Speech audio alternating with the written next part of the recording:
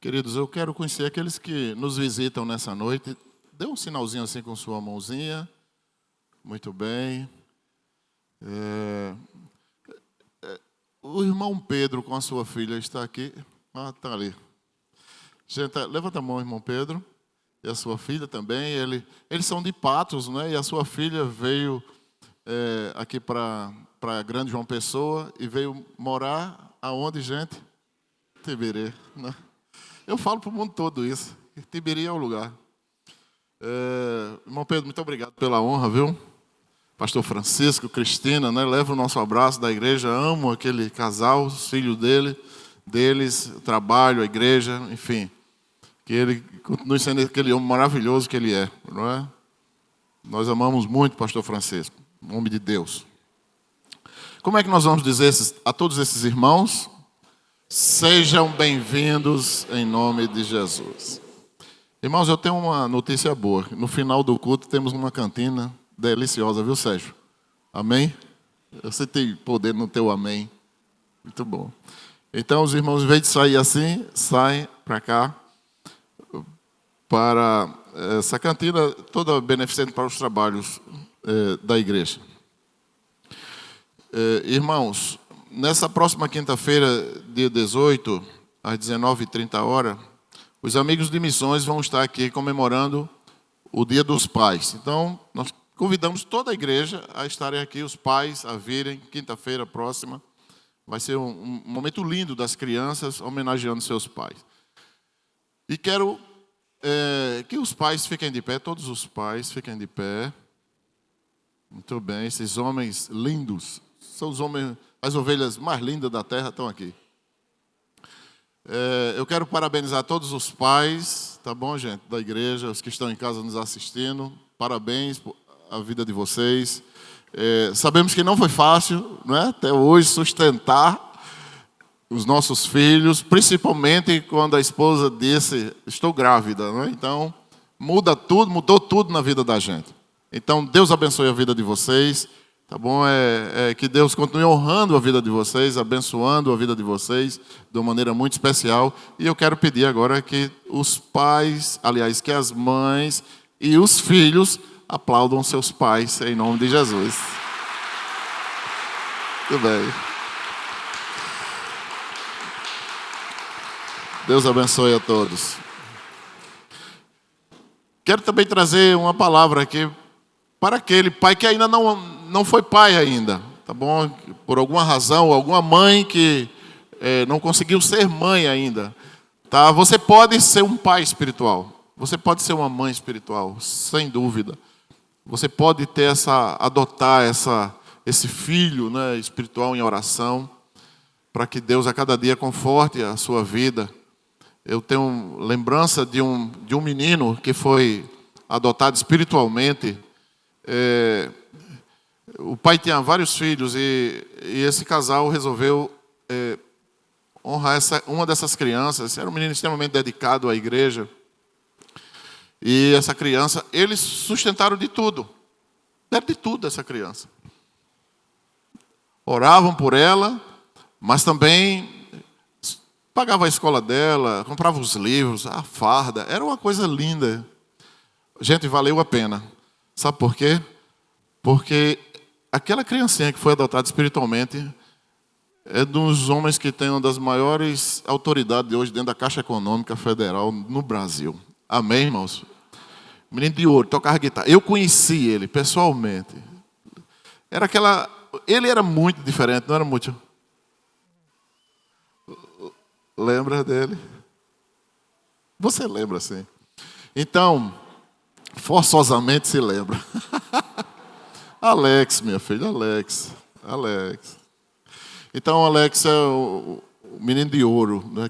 Ele entrava, não faltava um culto, não faltava uma escola bíblica, já casado. E era uma dedicação, tocava o instrumento, era uma coisa, cantava. E quando eu tomei conhecimento de tudo, poxa vida, valeu a pena, não é? Passou no concurso da Caixa Econômica para cá, hoje está em Brasília, uma das autoridades lá, um dos manda-chuva da Caixa Econômica hoje, não é? Na área da tecnologia. Que coisa linda, irmão, vale a pena, não é? Glória a Deus por isso. Não é? E essa oração abençoou toda a família, porque dentro dessa família também tem um pastor. Tem um pastor. Todos crentes. Todos os irmãos dele são crentes. Coisa mais linda do mundo. Líderes de igreja. Como é lindo isso. Vale a pena ser um pai e uma mãe espiritual. Quero trazer aqui também um pedido, né? Aos sábados, nós estamos todos sábados. Ontem foi lindo, maravilhoso. Uma palavra belíssima do irmão Índrios, pregando aqui à noite. Mês da juventude. Eu quero convidar todos os pais a virem com seus filhos, tá? A virem com seus filhos, porque deixam os filhos aqui, mas não entram. E é importante que você esteja com seu filho, adolescente, jovem, venha também para o culto, esteja com ele, é o andar com os filhos. Deus nos ensina dessa maneira. Você chega, deixa na igreja e vai embora para casa, não tem sentido muitas vezes. Então você vem com seu filho e participe com ele. Estaremos no aniversário de um dos ministérios aqui, que é o Restauração. Terá um tema belíssimo para esse sábado, né, que é sobre ele. Então, venha, começa no sábado, para você entender toda a dimensão dessa transmissão dessa mensagem, através da dança, através do musical todo que será feito aqui. Você também virá para entender, porque senão no domingo você não vai compreender. Então, se esforce e venha à casa do Senhor nesse domingo. Quero pedir oração aqui por Nicolas, que é o neto da irmã Gil. Cadê a irmã Gil? Irmã Gil, lá atrás. Irmã Gil, irmão Marineudo, que está nos assistindo em casa.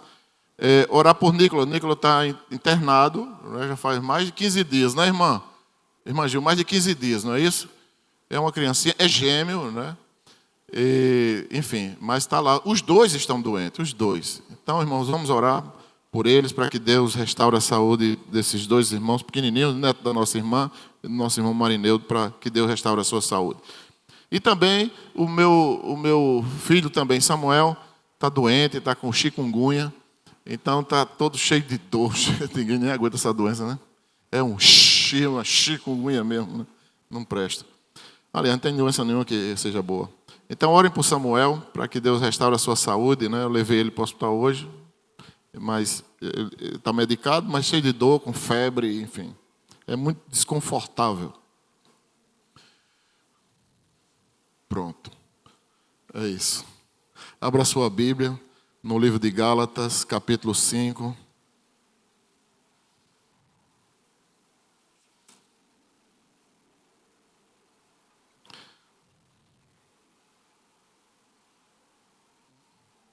Eu quero ler só o versículo primeiro, e nós estaremos navegando nesse texto.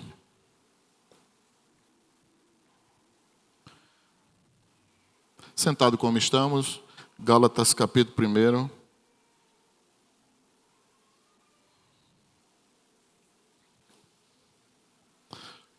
Cinco, 1.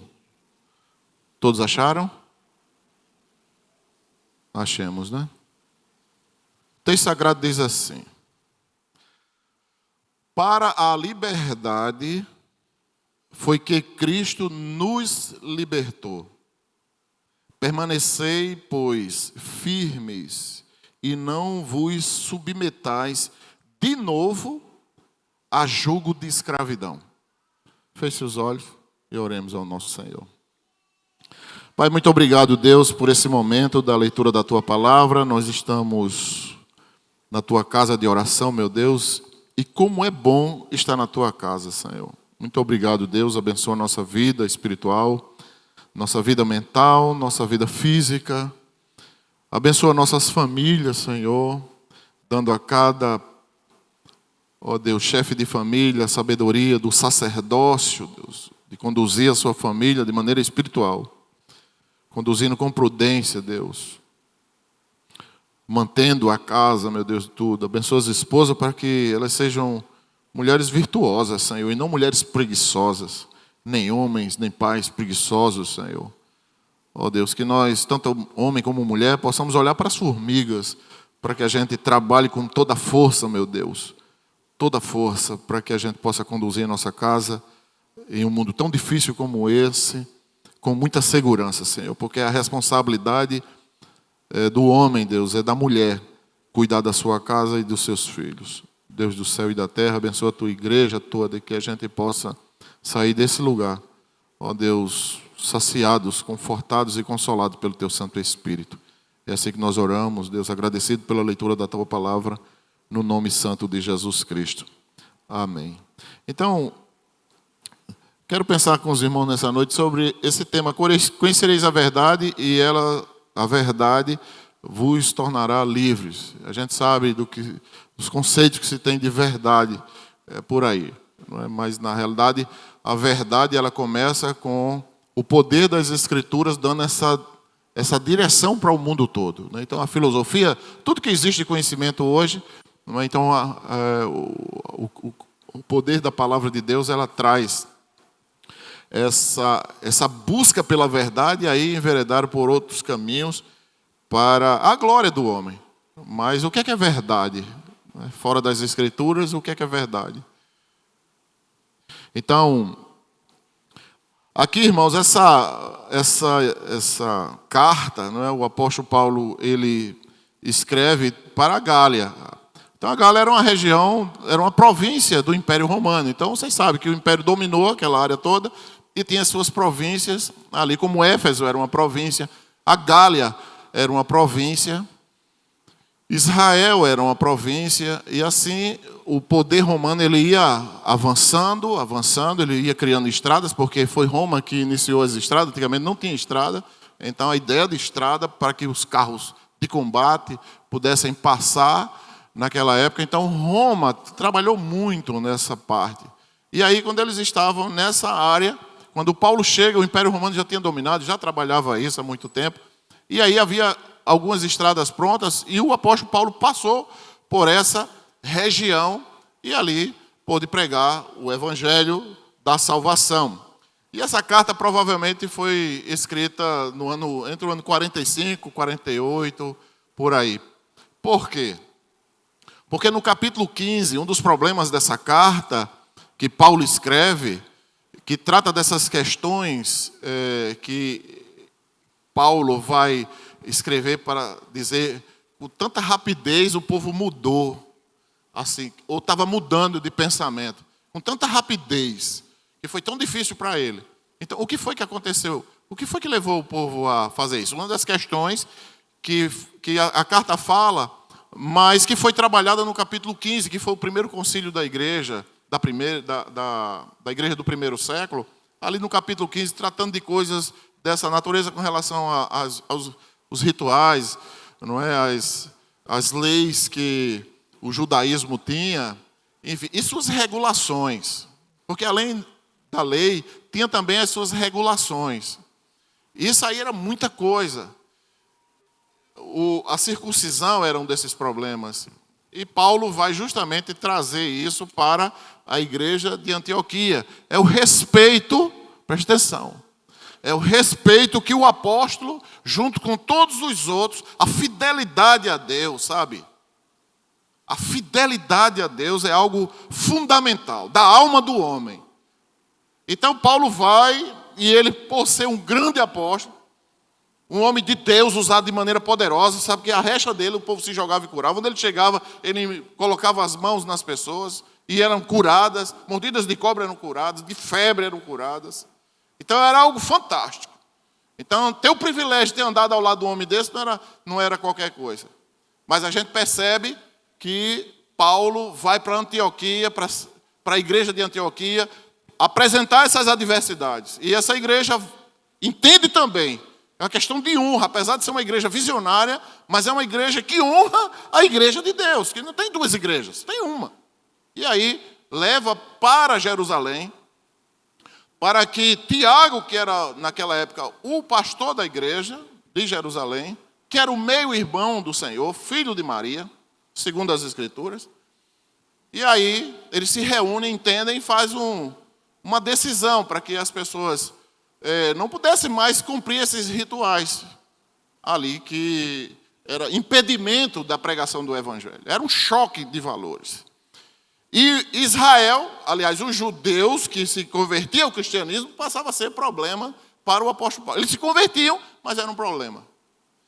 Que não abandonava, não é, a sua a sua prática antiga dos seus rituais. Eles não conseguiam entender a plenitude do Evangelho. E também os judaizantes em si mesmo, que não eram convertidos, criavam um problema. Então eles passam a vida toda, irmão, inerte, desobedientes a Deus, a palavra de Deus, e quando ele vê a coisa mudando de figura, então agora eles querem fazer alguma coisa. Aí vão fazer o quê? Dificultar aquilo que Deus tinha determinado sem eles saber que era Deus. Complicado isso. É muito complicado. Então, provavelmente foi antes, porque se fosse depois, esse assunto mesmo aqui, essa problemática, teria sido trabalhado nessa carta. Como também outra passagem de concílio, que acontece na carta que é escrita para 1 Coríntios, capítulo 8 ao 10, trata de assuntos também voltados para essas questões doutrinárias, que o povo precisava atender a abandonar aquelas coisas, aqueles rituais, aquelas práticas pagãs. E aí, essa carta é justamente escrita para esse povo, não é, que é um povo celta, que estava ali naquela área toda, que hoje desencaba aí para o lado da França, essas coisas todas. Então, irmãos, o que é que acontece aqui? Algumas pessoas foram introduzidas à população cristã, com esse propósito de tentar querer que os cristãos agora, gentílicos, pudessem se circuncidar, cumprir alguns rituais, não é, da doutrina do judaísmo. E Paulo vai dizer que não. Paulo vai dizer que não. O gentil, ele não pode de maneira nenhuma se tornar um judeu, depois se tornar um cristão. Ou se tornar cristão e ter algumas práticas judaicas. Isso ia confundir demais a vida dele e atrapalhar. Porque de uma maneira, e de uma vez por todas, Cristo, ele foi suficiente na cruz do Calvário. Ele foi suficiente, não precisa mais de nada. Quem é que morreu na cruz? Quem é que morreu pela humanidade? Ninguém morreu. Só Cristo morreu. O que ele fez é suficiente. Ele não precisa de mediador. Ele não precisa de outro mediador. Ele não precisa de ninguém auxiliando, porque ele fez o que era para ser feito. Não é? Ele salvou a humanidade toda com a sua própria vida, derramando o seu sangue. Quando eu penso em morte, eu fico assustado. Às vezes eu fico pensando assim, meu Deus do céu, se eu for meio o cara assaltar e sei lá, não sei como eu me comporto, que eu sou muito violento, né? Aí de repente eu quero dar um kung fu no bandido, bater em mim, aí meu Deus, começar a morrer ali, não tem socorro, eu fico sufocado com isso. Imagina uma pessoa aí por conta própria, de todo o seu coração, no momento de maior tensão na vida de um homem, e estava ali Jesus no Getsemane, vendo um traidor, não é, possesso por um demônio, que era Judas, um traidor. Como é ruim você lidar com um traidor, sabe, irmão? Mas o Senhor ali, ele superou toda, chama a atenção de qualquer pessoa que lê as Escrituras. E ele ali disse, é que viesse, amigo. E Judas foi e deu um beijo. E ele deixou ser beijado por Judas. Isso é muito profundo, irmãos. Então não precisa de mediadores, outros mediadores auxiliando Jesus. Porque o que ele fez é suficiente. Ele fez. O poder da salvação atinge o passado, o presente e o futuro. Todo aquele que crê que Jesus Cristo é o Filho de Deus e que ele morreu na cruz e que ressuscitou ao terceiro dia e está à destra do Deus Todo-Poderoso, esse tem a vida eterna. Aleluia, não é? E aqui, irmãos, Paulo vai justamente bater contra esse tipo de comportamento. E que isso só aconteceu lá atrás? Não, acontece também nos dias de hoje, não é? É você chegar com uma doutrina nova, algo totalmente adverso, contrário à palavra de Deus até. Eu já vi muito isso. Na minha vida, como evangélico cristão, eu já vi muitas igrejas se arrebentarem todas com essas ideias malucas, não é? Fora das Escrituras, achando que podem mudar todo um sistema. Não pode, irmão, não pode. Ah, mas eu penso desse jeito. Então, vá fundar a sua igreja. Vá fundar a sua igreja. E que espírito é esse que chega para dividir? É um espírito maligno. Por quê? Por que é maligno? Pergunta por que é maligno. Porque a Bíblia já diz, todo aquele que comigo não ajunta, se o propósito é espalhar, é Lúcifer. Diga aí. Mas não anda com a Bíblia, não anda com... Sim, mas o pensamento é de Lúcifer. Talvez não tenha a possessão demoníaca dentro dele. Talvez não tenha, mas tem justamente a orientação, que isso também é muito profundo. Então Paulo se aborrece com isso. Quem é que não se aborrece? Quem não se aborrece?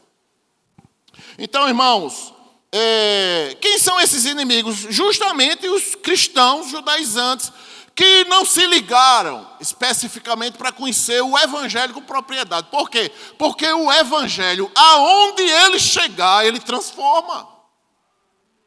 Aonde o evangelho chega, ele traz paz. Aonde ele chega, aonde o evangelho chega, ele transforma. Ai, por que não transforma? Porque tem fogo estranho no altar. Tem fogo estranho. Há um erro, há uma negligência, há uma irresponsabilidade. Que é justamente isso que acontecia com o povo. Eles tinham a graça que estava sobre ele, a salvação, mas também não queriam abandonar as práticas ritualísticas. Que era inúmeras. Entre elas o sábado. Você vê um animal seu, caríssimo, e não poder fazer nada por ele, deixar ele morrer. Que ideia, isso é uma ideia maligna. O Senhor vai bater de frente com isso. Deus nos deu a salvação, e a salvação é sermos livres. Nada, Deus está dizendo para a igreja, vocês são livres, não pode estar sobre, de novo, algumas práticas que não favorecem a sua vida. Se Cristo nos libertou, como nós vamos novamente a voltar a sermos escravos de uma legalidade monstruosa? Então, irmãos, o que é a lei, então? O que é a lei? O Pentateuco, quer dizer 5 livros, que é Gênesis, Levítico, Número, Deuteronômio. O que é a Torá? A Torá é lei.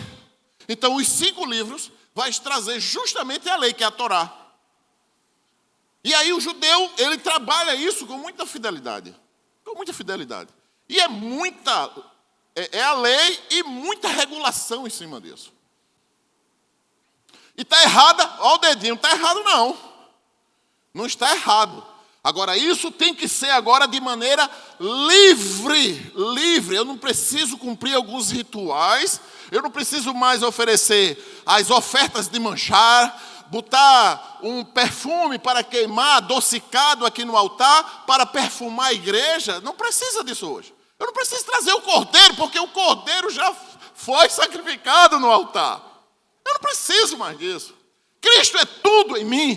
Cristo é tudo em você. Nós não precisamos mais de nada. Nós só precisamos fazer a vontade dEle, que é boa, perfeita e agradável. Agora, o que é necessário? Que eu a conheça. Se eu não a conhecer e não pedir ao Espírito de Deus que ilumine... Pastor, que iluminação é essa? É como iluminar Neemias? Leia Neemias. Talvez você nunca tenha lido. E se nunca leu, é uma tristeza você, como crente, nunca ter lido Neemias. Porque você vai ver o quê? Você vai ver que Neemias chega iluminado por Deus, num lugar destruído, tudo destruído, mas ele estava iluminado por Deus, porque ele sabia que Deus ia levantar aqueles muros de novo. Deus ia restaurar aquele lugar como o fez. Ele restaura a sua vida também. Ele muda tudo. A palavra de Deus é poderosa para fazer muito mais daquilo que pedimos ou pensamos, segundo o poder que opera na vida de Neemias e opera na nossa vida também. Ele não chega desesperado, mandando no WhatsApp, conversando, brigando no WhatsApp, em redes sociais, postando besteira. Ciro, acabei de chegar aqui. E Ciro não tem nada a ver contigo, Neemias. Ele não precisou disso. O pessoal tudo em cima dele, querendo saber, ele em cima de um jumentinho, só olhando aquela cidade. Mas a Bíblia diz que Deus tinha iluminado Neemias. Então, irmãos, é nessa linha de poder, de vida. O Evangelho agora mudou. O Evangelho agora ele é de prática. De prática. Não é de conversa, de rituais, não, é de prática. Que adianta eu estar só orando dentro de casa, só orando. Não vai adiantar de nada. Deus quer que você saia e pregue o evangelho a qualquer criatura. Isso é evangelho. E Deus será contigo. Eu não preciso estar acendendo um candelabro. Eu não preciso estar tocando um chofar, um chifre tamanho de muda. Pô, pô. O que é isso, pastor? Eu não sei não que eu estou tocando. Pô, pô. Para que serve? Para nada. Se Deus do céu não te abençoar, nós não podemos fazer absolutamente nada. Louvado seja Deus. Então, irmãos, o que é que nós vamos perceber aqui nessa iluminação toda da palavra de Deus? Então, Cristo nasceu para nos libertar. Quando ele nasce de Maria, ele nasce para nos libertar dessa lista interminável de leis. Nós agora somos livres. Nós precisamos agora ler o Evangelho e cumpri-lo. Amém? E que o Senhor nos ajude. Essa ideia de só andar com a Bíblia debaixo do braço, irmão, olha, fuja desse comportamento, porque isso não agrada para o Pai do céu, não, viu? E quando ele diz para Jeremias e para os profetas antigos que ele está a ponto de vomitar determinados cultos, está mesmo. Porque não adianta esse negócio de fazer vir de maneira ritualística para a igreja, sabe? E você não lê a Bíblia, não tem devoção em casa. Não funciona. Perdendo os filhos para o mundo. Peraí, que negócio é esse, pô? Tem alguma coisa errada. Então nós vamos perceber aqui que Cristo veio nos libertar para fazer com que a gente sirva a Ele. Ele não veio, como diz o versículo 13, veja 5:13, aí, não é para que a gente tenha liberdade para fazer o que a gente quer, ao dedinho, não. Eu não posso dizer assim, não, eu não vou mais à casa do Senhor, eu vou quando eu quero. Isso não existe, não existe. Mas a gente vê na prática dos cristãos de hoje em dia. Sabe por quê? Porque não conhecem o Senhor, são crentes de fachada. São crentes de fachada. Então, irmão, não é assim. Deus não quer isso. Deus não quer esse tipo de pessoa. Deus quer verdadeiros adoradores que o adorem em espírito e em verdade. Que cuide das coisas dele. Pergunte por quê? Porque Deus é quem vai cuidar da sua vida. Deus vai cuidar da sua vida, do seu emprego, da sua casa, do seu carro, dos seus bichos. Todo mundo aí tem bicho, mas não é de pé. É bicho, boi, cavalo, não é? Rinoceronte, todo mundo aí cheio de... Deus vai cuidar disso, das galinhas, de tudo que você tem, das suas roupas, de tudo, do seu dinheiro.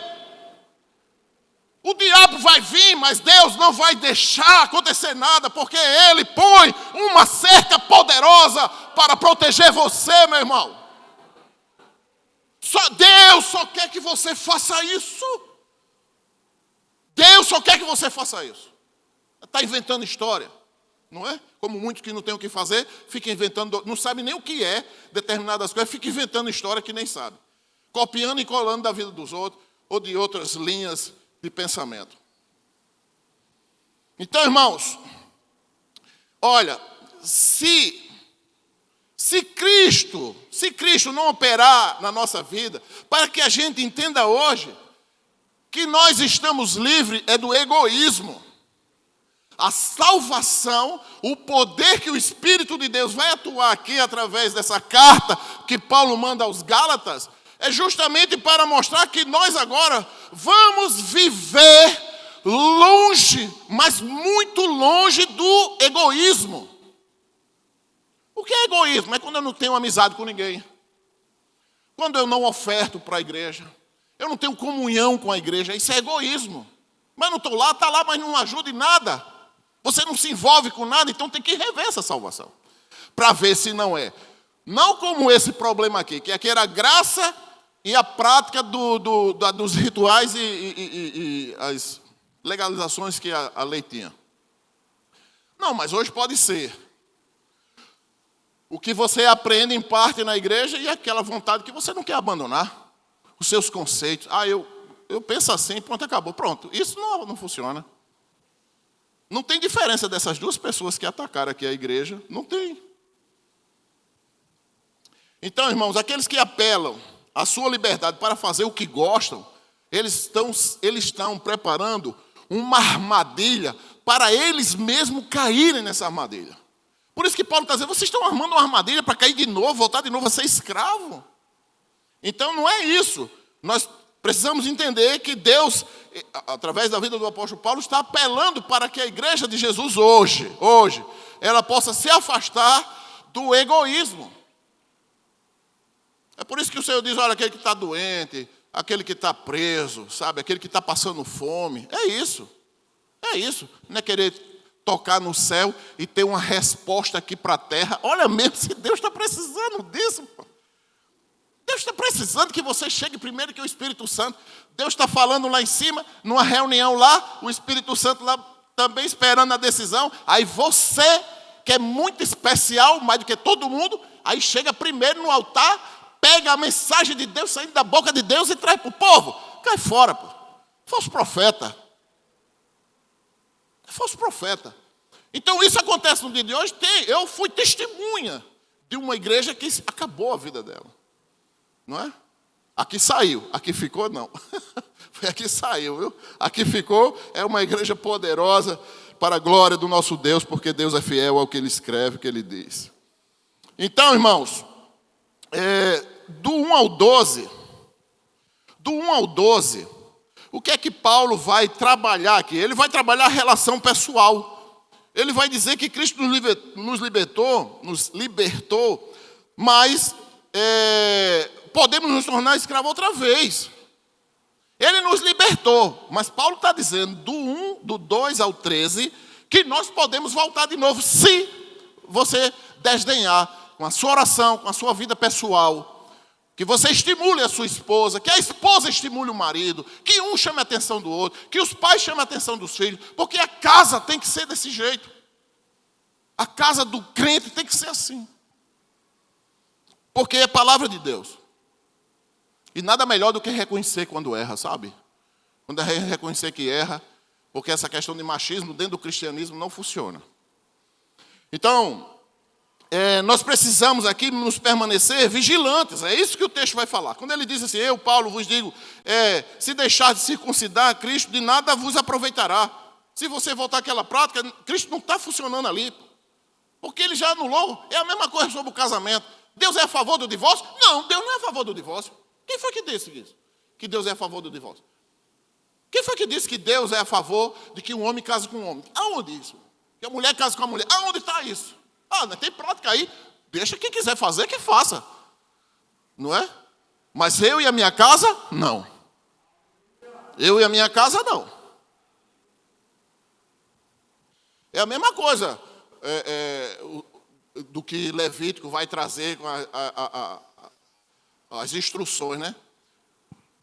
Vai dizer assim, no capítulo 18 de Levítico, vai dizer, olha, o filho não pode ver a nudez da mãe do pai. Quer dizer, se o pai tem outra mulher, que não é a mãe do menino, ele não pode deitar com essa mulher. Nem pode ver a nudez dela.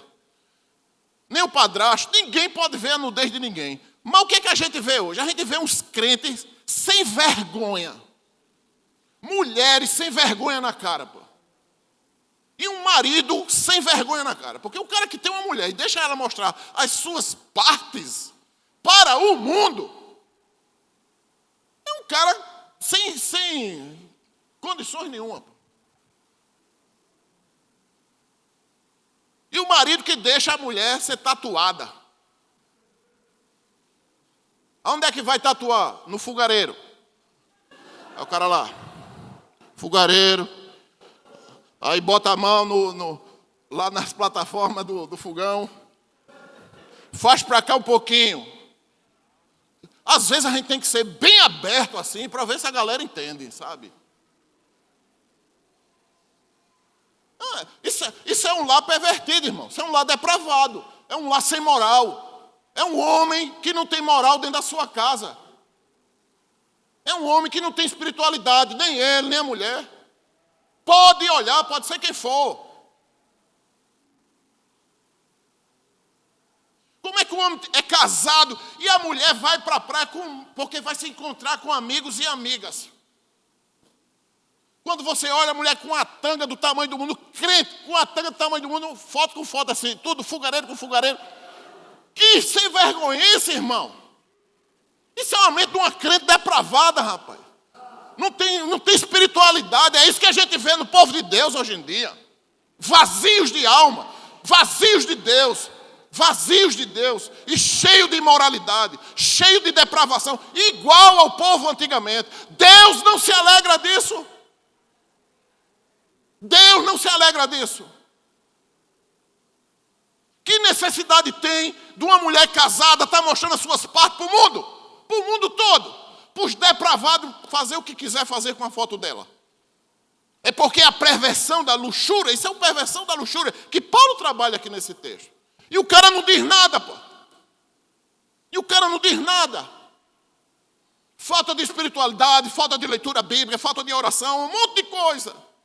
É verdade que a gente vai passar por aflições, mas a gente tem que ter bom ânimo e não se conformar com esse mundo, mas sermos transformados pela renovação da vossa mente, para que experimentemos dentro de nós todo o poder de Deus, aquilo que é bom, perfeito e agradável. Porque se Deus diz que o conforto dele é melhor do que as coisas do mundo, porque é. Então, irmãos, é nessa linha que Paulo vai trabalhar.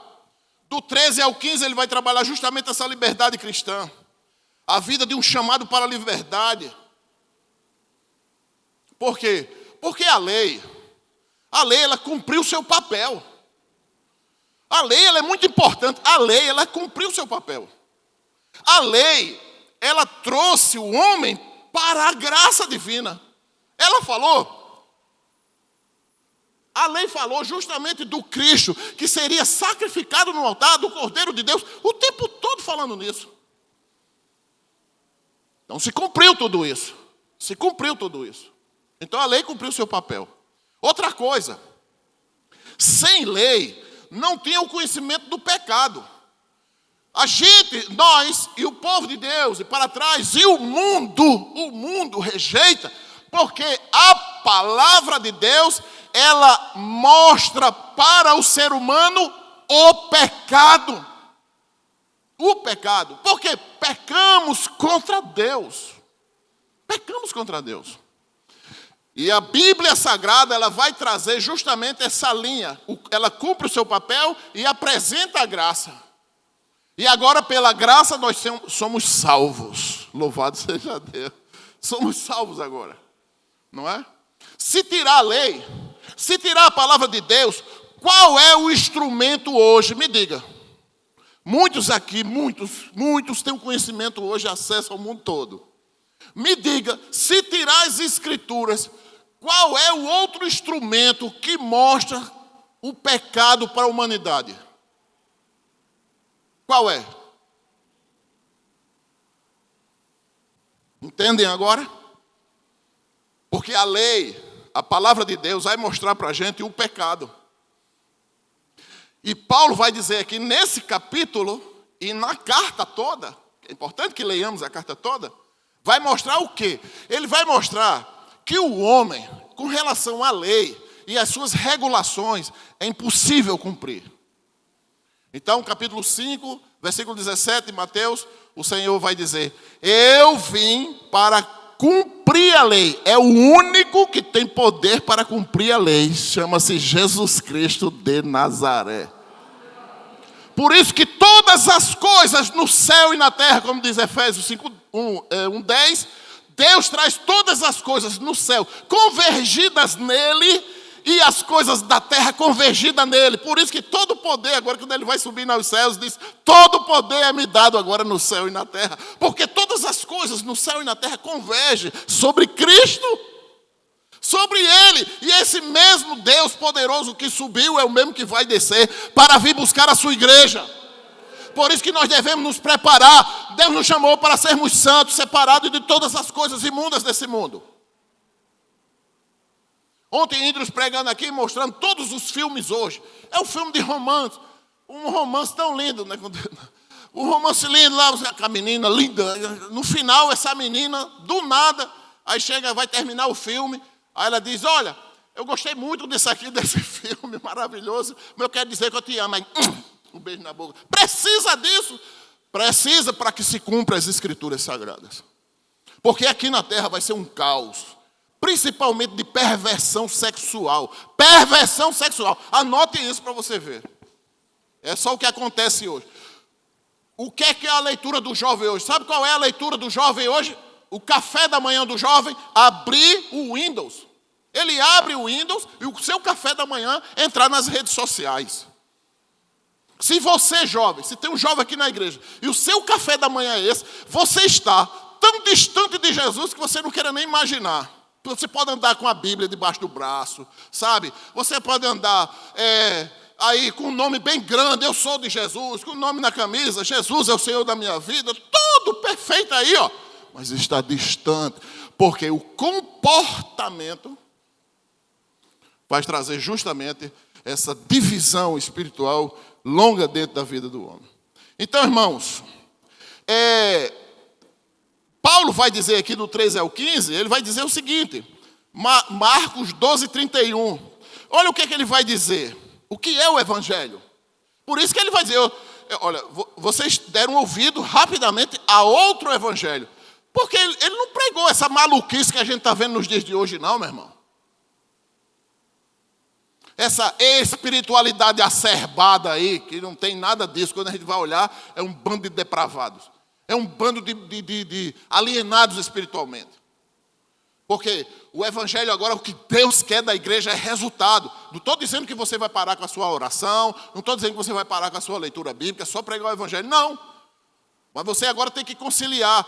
Deus agora vai trabalhar o seu espiritual, o seu mental e o seu físico. Deus não abandona você em nada. Deus, nem pense que Deus só quer seu espiritual. Quem foi que disse a você que Deus está só preocupado com o seu espiritual? Deus está preocupado com o seu corpo. Como é que está seu corpo? Você tem cuidado do seu corpo? Você tem cuidado da sua mente? Você tem cuidado das suas emoções? Ou sua vida é só trabalho, só dinheiro, só dinheiro? Você não tem um tempo para descansar, para viajar, para, sei lá, para ir para uma praia, para ir uma viagem, não tem tempo. Você não vai ao médico, você não vai ao dentista ver seus dentes. Aí fica rindo com a mão na boca. É melhor andar de máscara. Cuide dos seus dentes, para mostrar a alegria do Senhor, a nossa força. Aleluia! Aí é só espiritual e não cuida do corpo. Compra um celular por 3, 4 mil reais e não paga uma consulta, não compra um remédio. Que isso é um erro. Desde quando o evangelho é isso? Nós temos que estar preparados. Preparados de todos os aspectos da vida. Então ele vai dizer, o segundo é este. O segundo é este, Marcos 12, 31. Ame o seu próximo como a si mesmo. Não existe mandamento maior do que este. Eu tenho que amar, meu irmão. O que é que a gente tem hoje? A gente tem problemas emocionais. Não gosto de fulano, não gosto de ciclano, não gosto do pastor tal. Vamos botar o pastor para fora, vamos botar fulano para... Homem! Não gosto da mulher do pastor, não gosto da irmã de fulano, não gosto do dirigente, não sei o quê. Você não gosta de você, meu irmão, você que não se ama. Porque quando a gente ama nós mesmos, nós conseguimos amar o próximo. Claro, se você não ama o próximo, é que você não gosta de você. Você não gosta de você. Quando você gosta de você, você faz o bem a outra pessoa. Porque você quer a alegria dela também. Assim como você é alegre e feliz, você quer que ela seja também. É por isso que não se cuida do emocional. É tudo isolado. Cada um para suas bandas. Não, meu irmão, igreja está junto um do outro. É para comer cuscuz junto, é para construir junto, é para evangelizar junto, é para cooperar junto. A igreja é algo fora do ambiente terreno. A igreja nasceu no coração de Deus, aleluia, nós vamos morar no céu. Não entra na cabeça de ninguém, nós vamos ter um ECC agora. Como é que você paga para trabalhar? Você paga para trabalhar, você paga para a pessoa ir, você paga para comer, você doa e paga para a doação que você deu. Isso é loucura. Só que para Deus não é loucura. Quando você faz isso, Deus respira a sua atitude e derrama bênção sem medida sobre a sua vida e põe pé pedras de fogo, como diz a palavra de Deus, sobre a sua cabeça. É isso que Deus faz. Tremendo. Levítico 19, 18, Paulo vai pegar justamente esse gancho do Antigo Testamento e ele vai justamente falar isso. Não procurem vingança, nem guardem rancor contra alguém do seu povo, mas ame cada um o seu próximo como a si mesmo. Eu sou o Senhor. Está lá dentro, lá atrás. Deus, ele é imutável na sua maneira de pensar. Ele não muda. Lei e graça está no Antigo Testamento, como lei e graça está no Novo Testamento. A graça não só tem no Novo Testamento. Quem foi que disse isso? Lei e graça no Antigo, porque Deus ele não muda. Se ele não muda, eu tenho que ver isso. Agora as coisas más, do 16 ao 18. As expressões aqui, segundo o Espírito, segundo os instintos egoístas, literalmente isso é a carne, é o fruto da carne. O fruto da carne. Ele vai elencar aqui no fruto da carne todos os pecados dos homens? Não. Ele vai elencar alguns. Ele vai elencar alguns aqui. Então, são duas orientações diferentes aqui do comportamento? Não. Mas não é mesmo. São duas coisas diferentes aqui? Não. Você tem dois comportamentos, você é espiritual e você é carnal? Não existe isso, irmão. O que Deus está dizendo agora é que Ele transformou a sua vida. Quem está em Cristo é uma nova criatura. As coisas velhas já foram, e eis que tudo se fez novo. Agora nós não podemos apagar da memória as coisas desse mundo, porque Deus não permite isso. A gente lembra, volta a praticar, mas não são duas coisas divididas. Eu sou espiritual hoje, quando eu abro a porta eu sou profano. Estou nas gandaias. Que ideia é essa? Não é. Como existem ensinos, até hoje existem igrejas que pregam isso. O santo e o profano. Quem foi que disse isso? Onde é que está na Bíblia isso? Isso é a ideia de que tem dois comportamentos. É por isso que a gente não zerou, muitos, não zerou a vida. Porque traz resquícios do paganismo, dessas religiões pagãs, dessas religiões esotéricas, que assolou o Brasil com seu paganismo. Então, irmãos, o que é que a palavra vai dizer aqui? Que a orientação do egoísmo leva o homem a servir a si mesmo. Então, se você, presta atenção, se você é crente e você não divide a sua vida com ninguém, então você é egoísta. Se você não consegue dividir os seus bens com o próximo, você é egoísta. Se você não pensa no seu próximo, você é egoísta. Se você nunca doou nada para ninguém, nem suas roupas. Roupa que você não usa mais, fica guardando lá. Que é isso? Pega isso tudo e dá aos outros. Tem muita gente que está precisando, inclusive na igreja. Eu gosto de roupa, viu, doada. Só que nunca tenho, só o Marineudo, né, irmã Gil, que tem meu corpo. Só o Marineudo, manda uma camisa tua para mim. Qual o problema? Um dia desse a irmã chegou, pastor, estou aqui ligando. Eu estou com duas calças aqui. O senhor recebe? Claro, está boa, mas está boa, irmã. Está ótima a calça, nova calça, com a mais linda do mundo. O senhor aceita? Claro. Qual o problema? Não. Roupa doada é só para os pobres. Que conversa foi essa, meu irmão? E peça a Deus para você não precisar. Porque se você precisar, você vai ver como Deus lhe quebra todinho. Todo Deus quebra você todinho. Você vai aceitar com tanta boa vontade. Então, irmão, vamos sair dessa linha de pensamento egoísta, sabe? Vamos doar a nossa vida. Poxa, pega um sapatinho que não dá mais no teu pé. Por alguma razão você engordou. Não foi por sua culpa, não é? Mas você engordou. E aí? Pega aquele sapato que o pé está inchado, não aguenta mais. Você doa, pô. Sua roupa. Pega a roupa, chega na igreja. Divida seu pão. Que custa? As coisas estão caras. Mas nós estamos inseridos nesse reino de César extremamente difícil. Mas Deus não vai deixar você passar fome. Pense no outro. Cristianismo é isso, meu irmão. Cristianismo é amar ao próximo como a nós mesmos. Louvado seja o nome do Senhor.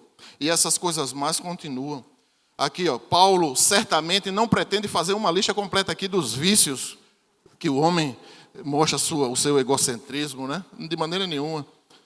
E aqui ele vai dizer, a idolatria e a feitiçaria. A idolatria e a feitiçaria perverte a relação com Deus, o único Deus absoluto. E aí, idolatria é só aos famosos aí, aos famosos cantores, jogadores de futebol, etc., atores. Sabe? É um time de futebol?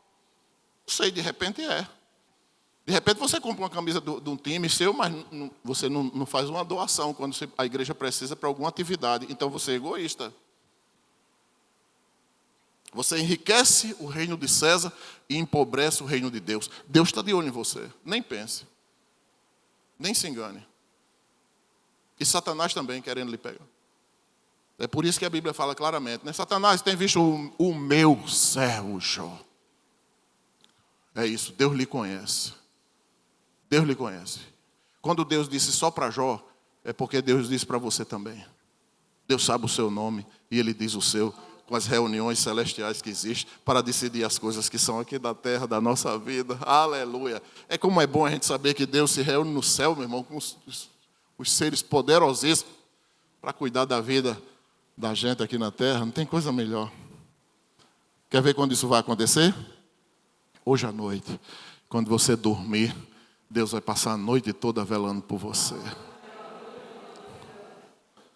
Velando tudo por você. Se preocupe com nada não. Sirva a Deus. Sirva a Deus com alegria. Então, quais são aqui as divisões que pervertem as relações sociais, não é? As divisões aqui, que é esse espírito de dividir. Eu sou melhor, não é? Por exemplo, de repente, pode criticar a igreja, a bichinha da igreja aqui, né? Dizer, essa igreja não presta. Pode dizer, já disseram tantas vezes, né? Já gritaram aí fora que a igreja não presta. Já foi gritado aí na porta dessa igreja, o povo não presta. E quem gritou isso paga um preço altíssimo até hoje, sabe, irmão? Porque é meter um prego numa cruz. De repente pode acontecer. Pode acontecer dessa igreja, pode acontecer na igreja do passado, pode acontecer na igreja do futuro. Chegar e dizer, não, essa igreja não presta. Essa igreja é fria, sei lá. Pode dizer coisa desse negócio, dessa ordem. Não é? Pode se reunir, não para evangelizar, mas pode se reunir para atacar a igreja do Senhor. A gente não sabe não, mas Deus sabe. Deus sabe. E é bom ter cuidado. Porque uma das coisas que eu tenho mais medo é de ser atacado pelo Deus Todo-Poderoso. Então vamos fugir dessa linha de pensamento, não é? Então, irmãos, os excessos da mesa que revelam a perda da dignidade humana, né? Que você come, bebe, vomita e bebe. É como o mundo está hoje. São essas coisas que a gente vê. Ele só faz uma seleção de algumas coisas. E as coisas boas agora? Os cristãos são chamados para viver de acordo com Jesus. O fruto do Espírito, amor, gozo, paz, longanimidade, benignidade, bondade, fidelidade, mansidão, domínio próprio, autocontrole. Tudo isso é para o bem. É para o bem da gente, não é para o mal. É para que a gente seja igual a Cristo. Diga para o seu irmão, meu irmão, diga aí para ele aí. Diga para mim também, diga para mim, Cássio. Pastor, seja igual a Jesus. O Espírito Santo de Deus está na nossa vida para a gente ser igual a Jesus Cristo de Nazaré. E pronto, acabou-se. Não, Deus sabe que eu sou pecador, Ele sabe, não precisa você dizer na oração. O que você tem e o que nós temos que fazer é servir a Deus de todo o nosso coração. Na oração, pedir, Senhor, transforma a minha vida. Eu não estou gostando, eu estou lendo. A minha vida não bate com o que eu estou lendo, Senhor. Não bate. Não bate. O que é que está acontecendo? Sou eu. Né? Foi o pastor, foi o irmão, foi a irmã. Que conversa, é a sua vida. É a sua vida que está errada. Aí vai botar a culpa nos outros, igual a Adão. Saia dessa loucura de Adão, meu irmão. Não, quem erra somos nós. Aí eu vou estar culpando a igreja. Culpe você, seja corajoso. Para dizer, eu que preciso, me ajude.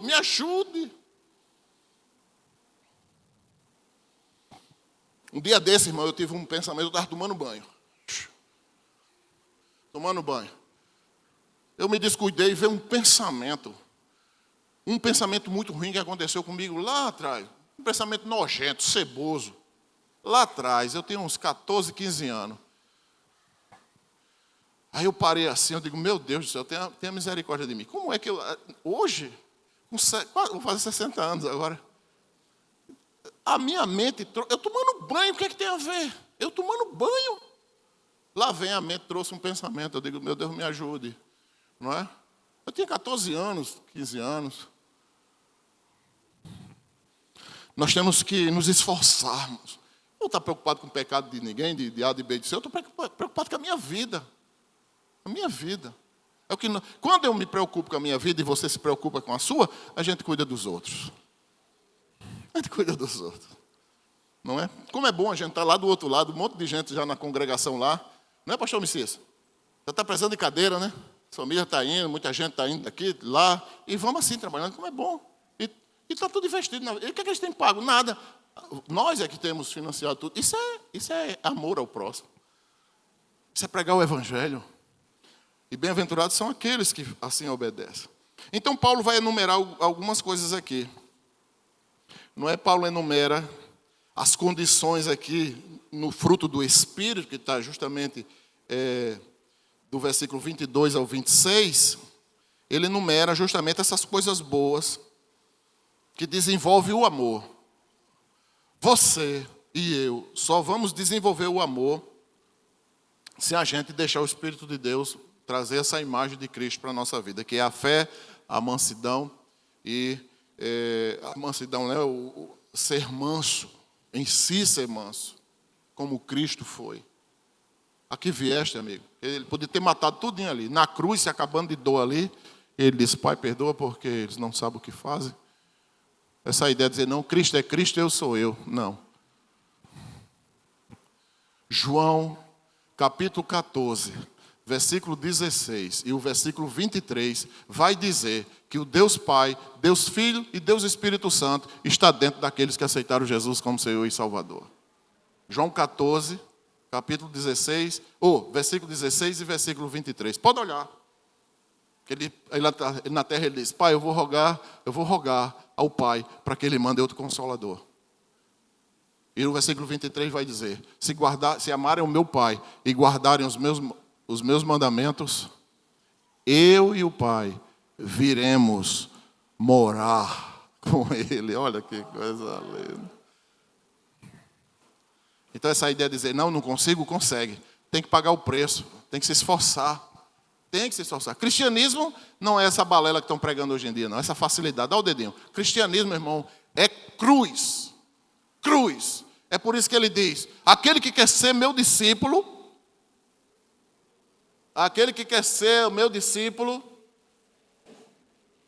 não, está fraco esse coral, não está não?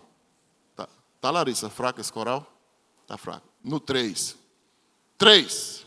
Aquele que quer ser meu discípulo, negue-se a si mesmo, tome cada dia a sua cruz. Aleluia. Glória a Deus. Concluindo aqui essa beleza dos sinais da presença do amor de Deus. Como é que eu sei que eu sou sinalizado por Deus, que Ele está comigo? Olha que o fruto diz, a alegria e a paz.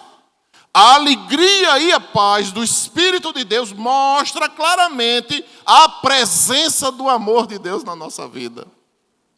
As manifestações ativas do amor de Deus, como é que vai mostrar? Através da paciência, da bondade e da benevolência.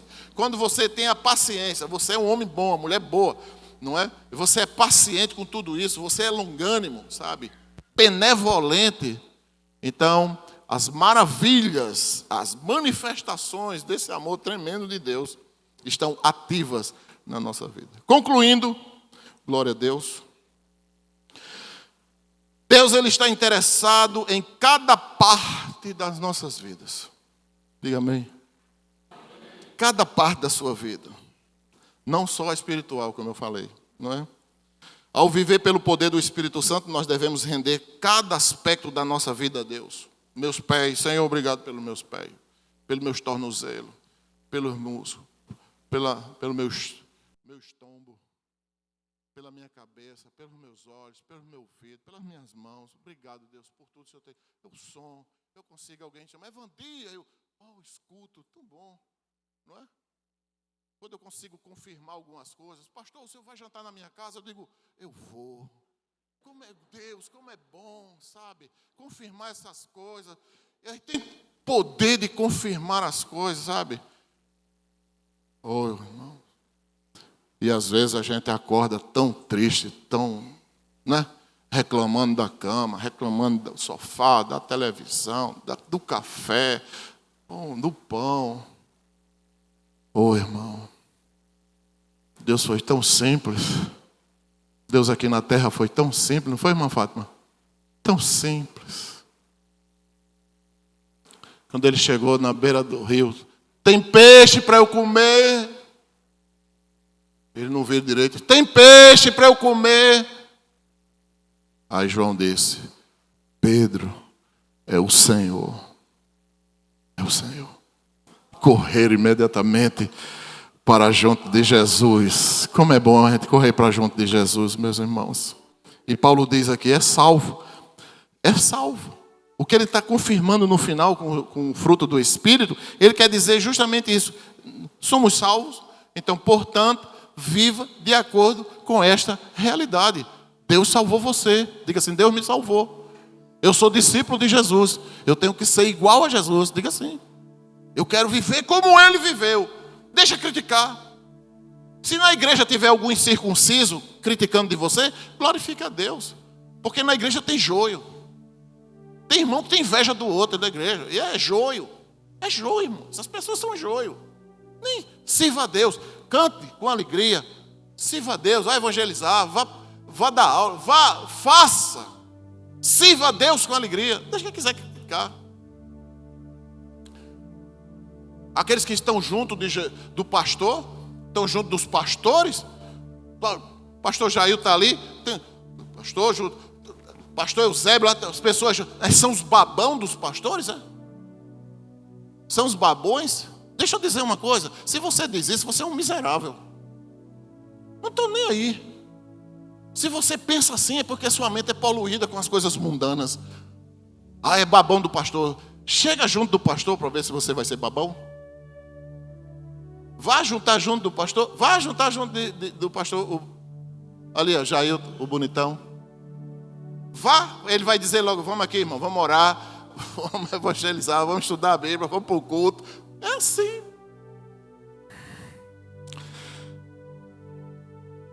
A santificação, ela é um processo dia a dia. Dia a dia. Então não permita nada ou ninguém que determine os seus valores espirituais. Não permita isso, irmãos. Eu não preciso estar atrás da minha esposa para ela estar dizendo o que é que eu devo fazer espiritualmente, o que é que eu devo fazer. Não, nem ela, não, nem você. A gente tem que determinar esses valores daquilo que nós aprendemos da parte de Deus. E não esperar alguém estar me influenciando, querendo mudar a minha cabeça, mudar a minha forma de pensar e de servir a Deus. Não é? Só na vida espiritual, diga não. Diga não. Não, mas em toda a minha vida. Que Deus nos abençoe. Em nome de Jesus. E conhecereis a verdade, e a verdade vos libertará. Feche seus olhos e adore o Senhor. Eu quero dar a oportunidade aqui, se há alguém nessa noite que quer entregar sua vida para Jesus, de todo o seu coração, meu filho, de toda a sua força, de todo o seu entendimento, você está arrependido dos seus pecados? Aleluia, Deus te abençoe. Há mais alguém? Levanta a sua mão, eu quero orar por você. Há mais alguém? Levanta a sua mão. Eu quero orar por você. Há mais alguém que quer entregar sua vida para Jesus? Não é para ser religioso, não. Os religiosos vão tudo para o inferno. Jesus não busca religioso, não. Quem diz isso vai para o inferno. A Bíblia diz que Jesus busca verdadeiros adoradores que o adorem em espírito e em verdade. Tem alguém afastado dos caminhos do Senhor e quer voltar nessa noite? Levanta a sua mão, eu quero orar por você. Alguém que você quer voltar para Deus, servir a Deus como servia antes? Levanta a sua mão, eu quero orar por você. Alguém? Corajosamente. Alguém? Levanta a sua mão. Não havendo, Chiquinho, meu filho, vem para aqui para frente. Venha, Lindalva, para aqui para frente. Venha, Felipe. Venha para aqui para frente. Aleluia. Vamos ficar de pé.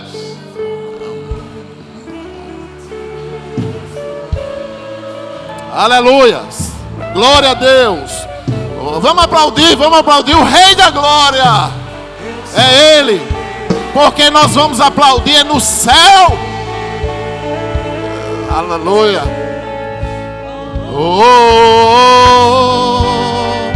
Eu sou aqui, rendido estou.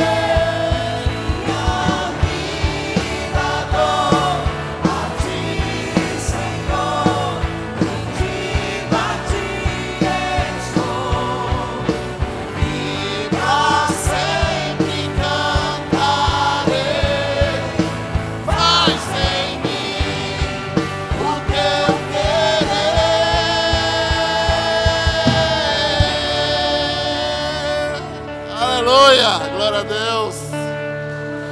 Aleluia. Agora ergam suas mãos em direção ao meu irmão Chiquinho. Pai Santo, obrigado, Deus, porque hoje houve salvação na tua casa. A vida de Chiquinho, teu servo, Senhor, vale mais do que o mundo inteiro. A terra o Senhor fará nova, tudo o Senhor fará novo, e com certeza será muito mais linda do que essa, Senhor. Meu Deus eterno, mas Chiquinho, teu servo, ele é mais importante, Senhor, do que a terra. Deus Santo, Todo-Poderoso, obrigado ao Espírito de Deus pela maneira como o Senhor age e agiu na vida do teu servo. Muito obrigado. Enche ele com teu Espírito, Senhor, dos pés à cabeça.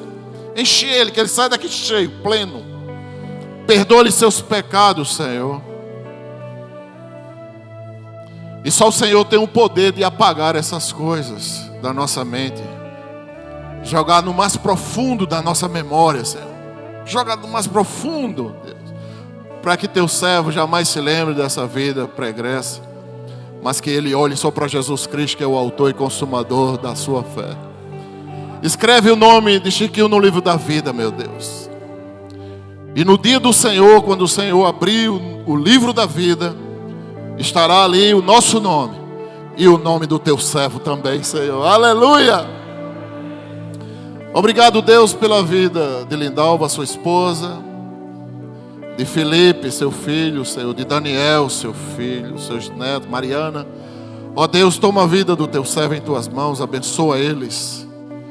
Porque hoje, Deus, tanto Lindalva, que o Senhor começou a pôr a obra na vida dela, e ela ganhou seus filhos para Cristo, através do testemunho lindo dessa mulher, meu Deus. Obrigado, Senhor. E hoje ela toca, ela está vendo, ela está pegando nas suas orações. Felipe está vendo hoje com seus olhos as suas orações. E nós também, Senhor, estamos vendo as nossas orações materializadas nessa noite. Obrigado, Deus. Abençoa o teu servo, seu lar, sua família, seu trabalho. Eu sei que ele já é uma bênção no seu trabalho, mas agora vai ser muito mais, muito mais. Obrigado, Deus, por tudo que o Senhor tem feito por nós. Aqui está a tua igreja, Senhor. Leva os teus filhos em paz para os seus lares. Abençoa a nossa semana, Senhor, nos livra do mal. Não permita, Senhor, de maneira alguma que Satanás crie alguma estratégia contra a vida dos teus filhos. Mas cega Satanás, Senhor, de encontrar os teus servos sobre a terra. Cobre-nos com teu sangue precioso e abençoa, Deus, nossa vida. Os que vão trabalhar, os que vão estudar, vão procurar emprego, resolver problemas de saúde ou qualquer outro problema da sua vida. Os que vão viajar, dá ordem aos teus anjos, Senhor, como está escrito, a nosso favor. Ó Deus, para que a gente possa se alegrar, meu Deus, e ver, e sentir e perceber a tua presença ao nosso lado, Senhor, ao nosso redor, dentro do nosso coração.